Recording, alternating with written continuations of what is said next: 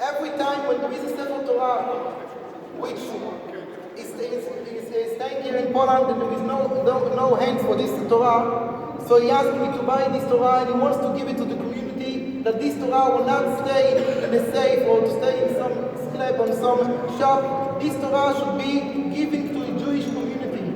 And many Torah he was buying and taking this and taking care. Even this week he bought the Torah to donate to another community.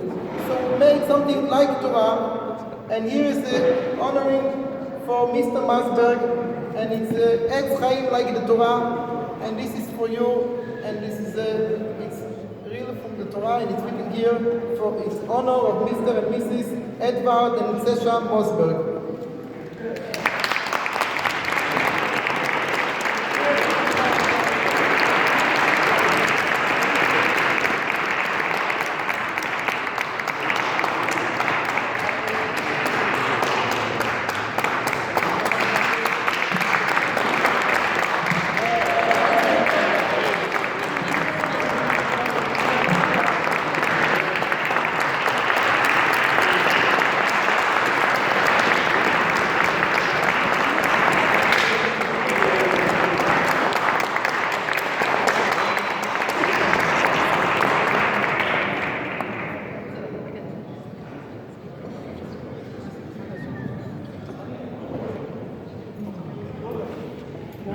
סליחה, אפשר, כי כל אלה גם פרקים שהם לא רואים.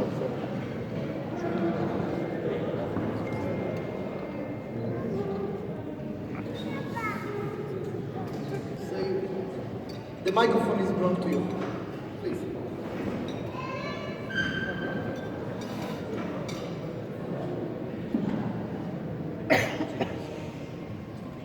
First of all, I'd like to say good evening to all of you, and thanking the Rabbi and all community for recognizing me.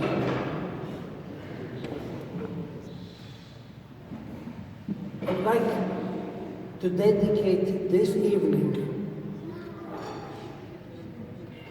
to a special person, Steven Spielberg. And I will read something to you. When the Nazis invaded Poland in 1939, they began their campaign of destruction and murder by burning synagogues, Torahs, sacred books, and other relics of Jewish culture and life. The Torah that I proudly presented to Steven Spielberg in his honor and in the memory of the 6 million Jews who were murdered by the Nazis and their collaborators during the Holocaust, and also of 1.5 million of Polish people that were murdered at the same time. And this Torah was over 200 years old and was saved from destruction through the effort of righteous Gentiles. Steven Spielberg, through his film Schindler's List, is credited for teaching the world about the Holocaust and humanizing its 6 million victims by showing the world that each victim have a name and an individual story and were murdered for no reason other than for being Jewish. This was the first film about the Holocaust that reached all people, and because of Mr. Spielberg's involvement with this film, it gained international acceptance and renown. And for that, we and the entire community of Holocaust survivors are forever grateful. When the last Holocaust survivor will die, Steven Spielberg will have still a Torah, this Torah that is a survivor.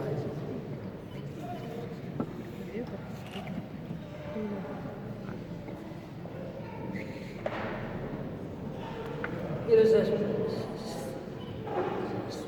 picture of Steven Spielberg that I just met him a couple of weeks ago, and he promised me that he will be coming into the March of Living right here in Poland.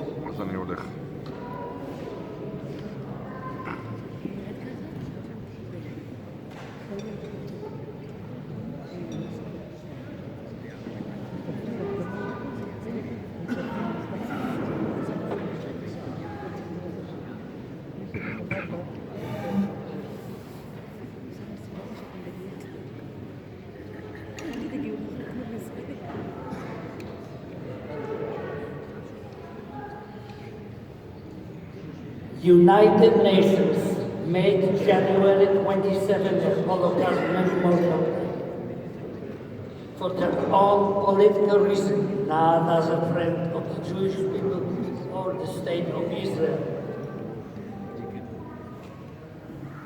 On January 27, 45, there were 6,000 prisoners remained, many of whom were sick and died. Only a week before ahead of the approaching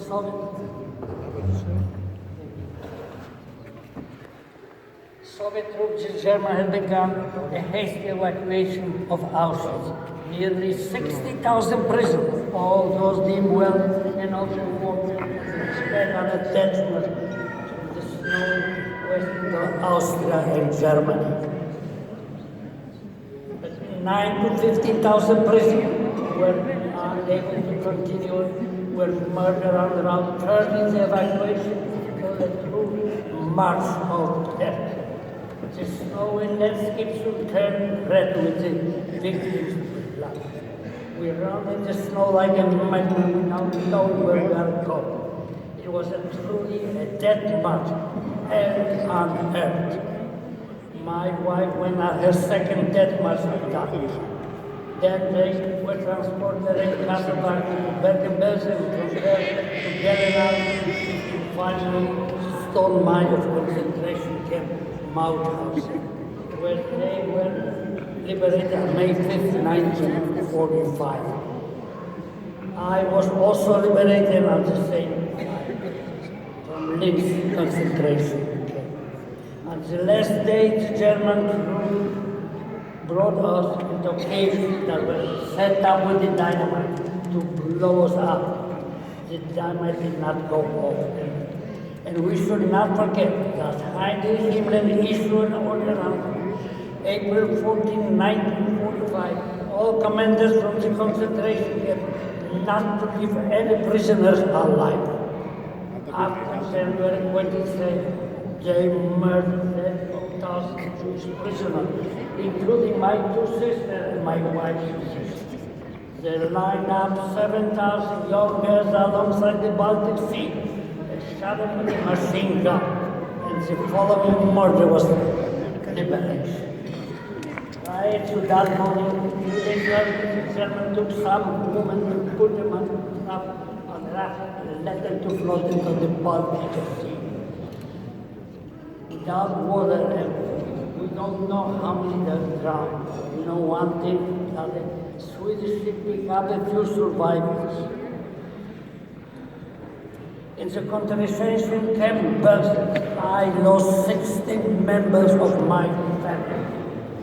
When I walked through that quiet place, I could hear the cries of my family and the rest of the 600,000 Jews who were murdered there.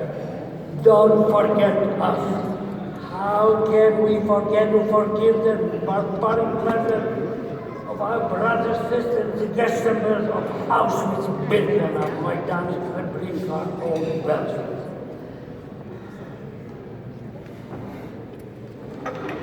To forget to forgive would mean to kill the victims a second time. We could not prevent their first death. We must not allow them to be killed again. We have no right to forgive. Only the dead can forgive. How can we forgive the burning of a synagogue, the holy books, and the Torah scroll?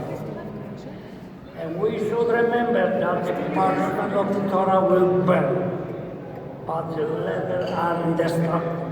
They will exist forever and ever. And my Holocaust Day is on Monday, on Tuesday or Wednesday, and every day of my life.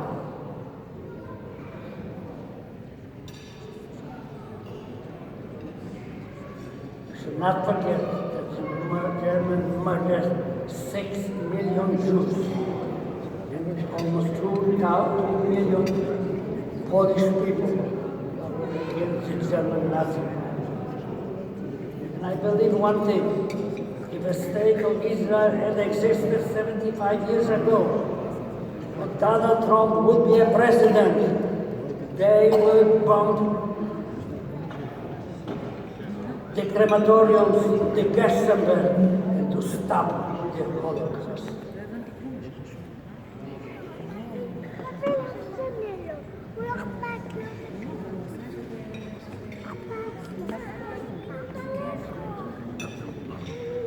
I have to talk about the Polish people, what happened here in Poland. We should remember one thing. The Poland had three enemies. The German, the Russians, and the collaborators. They were all enemies of the Polish state. And we should remember one more thing. There were Polish collaborators and there were Jewish collaborators.